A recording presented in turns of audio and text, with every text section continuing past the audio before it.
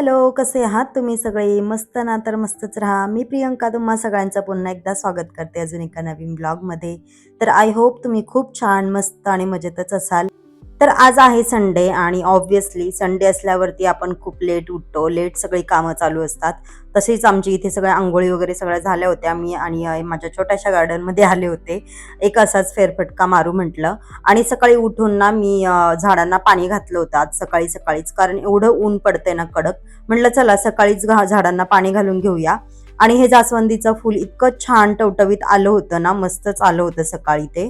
आणि मी जेव्हा झाडांना पाणी टाकलं ना, तर ते पाणी त्याच्यावरती त्या पाकळ्यांवरती पडलं आणि ते बघा असं काहीतरी झालं होतं.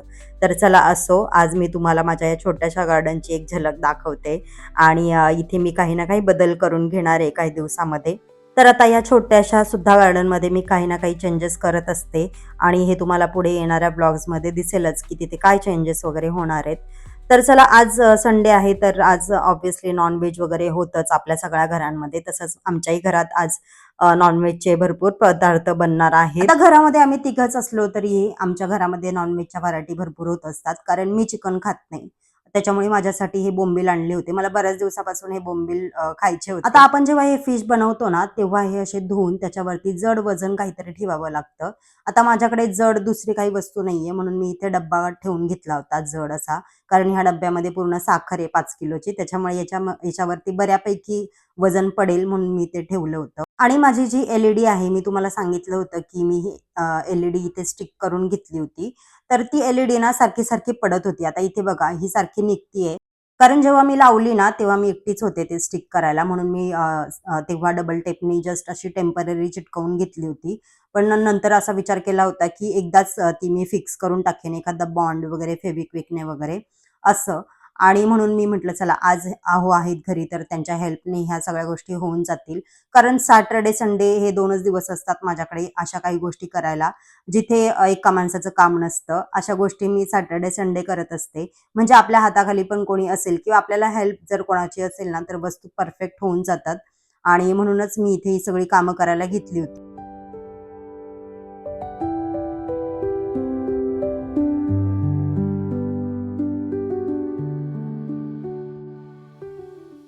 आता एल-ई-डी लावायची आहे म्हटल्यावरती मला प्युरिफायर पण काढावाच लागणार होता तिथला. म्हणून म्हटलं चला त्याच्या मागची जी ही जागा आहे ना, तर ही पण स्वच्छ धुवून वगैरे काढेन. कारण ज्या अशा गोष्टी असतात ना जिथे आपला हात वगैरे जात नाही पटकन किंवा आपल्याला धुता येत नाही, पुसता येत नाही. अशा गोष्टी आपण कधीतरीच अशा काढतो. म्हणून म्हटलं चला आज काढणारच आहे, तर तिथल्या या गोष्टीसुद्धा क्लीन करून घेईन. आणि ही प्युरिफायरची वायर जी आहे ना माझी, ती पूर्ण अशी व्हाईट आणि त्यामुळे ना त्याच्यावरती अशी धूळ किंवा चिकटपणा, तेलकटपणा लगेच त्याच्यावरती दिसून येतो. मागे ही टाईल्स वगैरे आहे, तर त्याचे पण हे कडे वगैरे त्याच्यावरती सुद्धा चिकट असं साचून राहतं तेलकट. म्हणून हातासरशी ते पण घासून वगैरे घेतलं. जरा किचन सुद्धा असं आपला क्लीन असेल ना, तर जरा बघायला पण छान वाटतं आपल्याला आणि फ्रेश पण वाटतं. आता एक काम काढलंय त्याच्यावरती आपण 5 कामं अजून एक्स्ट्राची करत नाही, असं कधी होत नाही. म्हणून ह्या आता तिथे घासतच होते, तर वरती कॅबिनेटच्या तिथे सुद्धा थोडं तेलकट झालं होतं, जिथे प्युरिफायर होता तिथे. तर ते सुद्धा छान क्लीन वगैरे करून घेतलं. थोडासा साबणाचा हात वगैरे लावून पुसून जरी घेतलं ना, तरी ते बऱ्यापैकी क्लीन होऊन जातं. तिथे जास्त असं काही मला घासायची वगैरे गरज पडत नाही. आता वॉटर प्युरिफायरची सर्व्हिसिंग आपली होतच असते 5-6 महिन्यातून वगैरे. आतल्या ज्या ट्यूब वगैरे असतात त्या चेंज होत असतात. पण जो हा टँक असतो ना, माझ्या ह्या वॉटर प्युरिफायरला हा टँक आहे, जिथे मी पाणी साचवून ठेवू शकते. 2-4 लिटरचा हा टँक आहे वरती. तर तिथे ना अशी माती वगैरे थोडीफार अशी साचते. मी बऱ्याच वेळा असं ओपन करून पाहिलं, मध्ये-मध्ये मी बघते किंवा मग मुंग्या वगैरे जातात. म्हणून ना मी असं 10-15 दिवसांनी वगैरे असं लिंबू घेऊन छान आतमधून क्लीन करून घेत असते. जे सर्व्हिसिंगवाले येतात ना, ते सुद्धा असं लिंबूनेच आतमध्ये ते क्लीन करून घेतात. त्याच्यामध्ये असं लिक्विड वगैरे, जे भांड्यांचं लिक्विड वगैरे असतात, ते काही यूज होत नाही. असं लिंबूने वगैरेच ते लोकं क्लीन करतात आणि मी ते बघून ठेवलं होतं. कधी आपल्याला काही वाटलं की क्लीन वगैरे करावं वाटलं आपल्याला, तर आपण सुद्धा ते क्लीन करून घेऊ शकतो. आता ही मी 2री ते 3री वेळ आहे मी स्वतः असं क्लीन करून घेते माझं वॉटर प्युरिफायर. आणि इथे बघा जिथे मी घासते ना, तिथे अशी थोडी अशी माती किंवा अशी धूळ, असा चिकटपणा थोडासा साचलेला असतो आतमध्ये टँकमध्ये. म्हणून मी तिथे छानपैकी ते घासून घेतलं होतं आणि बाहेरून सुद्धा.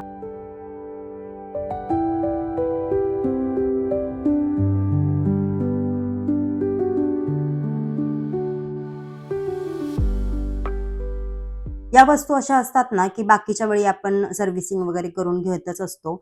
पण आपण सुद्धा त्या गोष्टींकडे लक्ष दिलं पाहिजे. कारण बऱ्याच वेळेला असं होतं, की सर्व्हिसिंग होतीये, तर आपण कशाला ते करत बसायचं वगैरे असं नाही. आपण सुद्धा त्या गोष्टींकडे लक्ष दिलं पाहिजे. कारण अशा गोष्टी ना, ज्या किचनमध्ये असतात, त्या पटकन खराब होतात किंवा चिकटपणा साचतो, तेलकटपणा साचतो.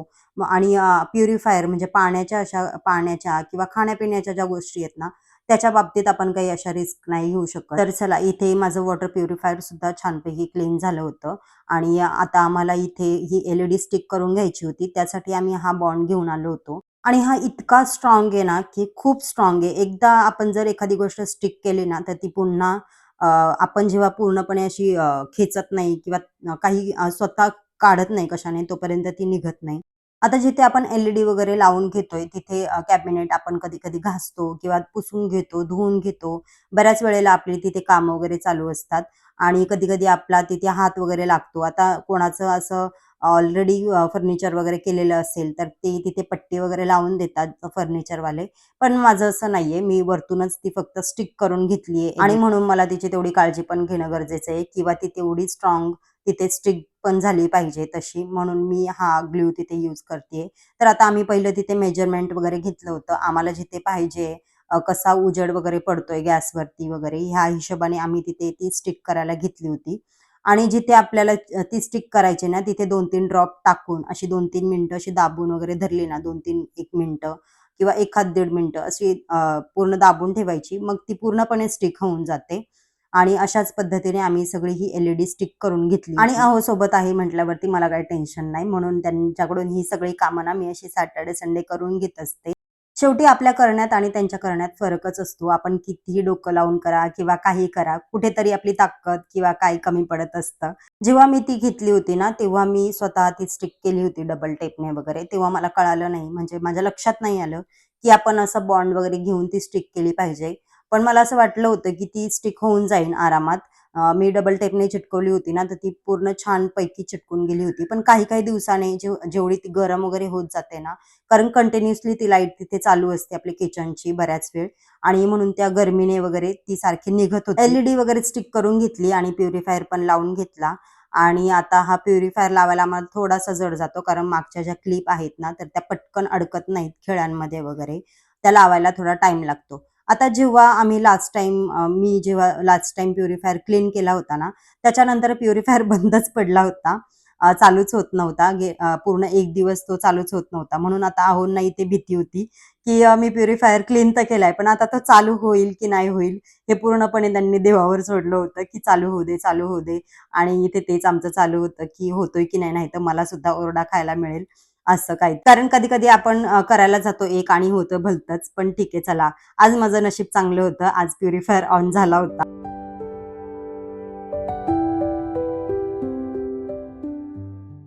आता मी जसं तुम्हाला म्हणाले, की आज संडे आहे, तर ऑब्व्हियसली आमच्याकडे खूप असे पदार्थ बनणार आहेत. म्हणून आज स्मितला चिकन किमा खायचा होता, तर तो सुद्धा बनवून घेतला होता. चिकनचा रस्सा खायचा होता त्यांना आणि तो पण बनवून घेतला होता इथे आणि मला फिश करी म्हणजे फिशची करी बनवून घेतली होती. एकीकडे बोंबील फ्राय करून घेतले आणि मी होते. महाबळेश्वरवरून स्ट्रॉबेरी घेऊन आले होते. मी तुम्हाला लास्ट व्हिडिओमध्ये दाखवलीच होती. म्हटलं चला त्याची एक रेसिपी तुमच्यासोबत शेअर करूया. सध्या आम्ही बाहेरची आईस्क्रीम वगैरे काही कमी केलंय खाण्याचं, म्हणून म्हटलं चला आज आईस्क्रीमच बनवूया स्ट्रॉबेरीची, कारण मला आवडते स्ट्रॉबेरीची आईस्क्रीम.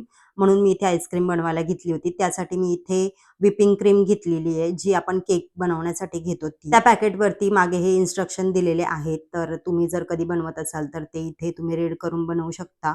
आणि मी गेल्या 5 वर्ष आधी केक वगैरे बनवायचे. सो मला व्हिपिंग क्रीम कशी व्हिप करतात किंवा कशी बनली जाते ह्या सगळ्या गोष्टी मला माहीत तर आता ही व्हिप क्रीम मी फ्रीजमध्ये पूर्ण डीप फ्रीजमध्ये ठेवली होती. तर आता इथे मी ती पाण्यात टाकून घेतीये. म्हणजे ती थोडीशी अशी मेल्ट होईल आणि त्याची क्रीम बनेल. आता पूर्ण त्याचा आईस झालाय आणि ती मी पूर्णपणे अशी पाण्यात बुडवून ठेवली आहे. तिला नॉर्मल व्हायला निदान 15-20 मिनिटं तरी थोडेसे लागतात. थोडेसे आईस क्रिस्टल वगैरे राहिले तरी काही हरकत नाहीये त्याच्यामध्ये. तर आता मी एक शॉर्ट तुमच्यासोबत शेअर केला होता माझ्या केक्सचा.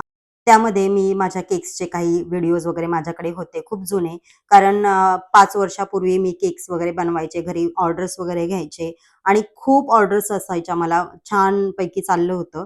पण ठीक आहे, चला असो. आता मला पुन्हा असं वाटतंय, की मी केक्सची ऑर्डर घेऊ की काय, असं माझ्या मनात चालू आहे सगळं. कारण आपल्याला एखादी गोष्ट आवडत असेल ना, तर आपल्याला असं वाटतं, की ती आपण करावी. कधी-कधी त्याचा कंटाळाही येतो. अति झालं, की आपल्याला कंटाळा येतो ना, तसंच माझ्याही बाबतीत झालं होतं. आणि तसंही आमचं केकचं शॉपसुद्धा होतं. आम्ही फ्रँचायझी घेतली होती. सो मला टाईमसुद्धा भेटत नव्हता. त्याच्यामुळे मी ऑर्डर्स घेणं बंद केलं होतं. पण आता असं वाटतंय कुठेतरी, की चालू करावं. पण चला असो. तुम्हाला जर केकच्या काही रेसिपीज किंवा केक कसे बेक केले जातात, कशी आयसिंग केली जाते, क्रीम कशी केली जाते, ह्या सगळ्यावरती तुम्हाला जर व्हिडिओ पाहायचे असतील किंवा तुम्हाला जाणून घेण्याची इच्छा असेल, कोणी बेकिंगमध्ये वगैरे असेल तर मला कमेंट करून नक्की सांगा. मी तसे व्हिडिओज तुमच्यासोबत शेअर करेन. तर आता इथे मी हे माझं हँड मिक्सर जे आहे, बीटर म्हणतात याला, तर इथे मी ते लावून घेतलंय आणि ही क्रीम जी मी पाण्यात ठेवली होती, तर ती इथे बाहेर काढून घेतली.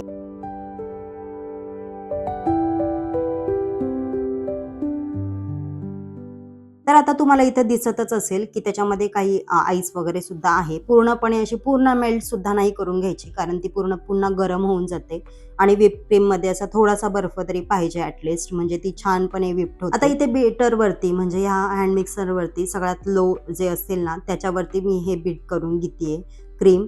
त्याच्यानंतर मग मी हळू ते फास्ट करून अशी बीट करून घेणार आहे ही क्रीम. तर तुम्हाला इथे दिसत असेल, की बटन वरती नेलं की ती फास्ट होते, बटन खाली केलं की ती स्लो होऊन जाते. अशा पद्धतीने मी ही पूर्ण क्रीम करून घेणार आहे. आईस्क्रीमसाठी पूर्ण ही क्रीम पूर्ण अशी थिक नाही पाहिजे, थोडीशी अशी पातळ पाहिजे. जी आपण केकला बनवतो ना, ती जरा जास्त थिक असते.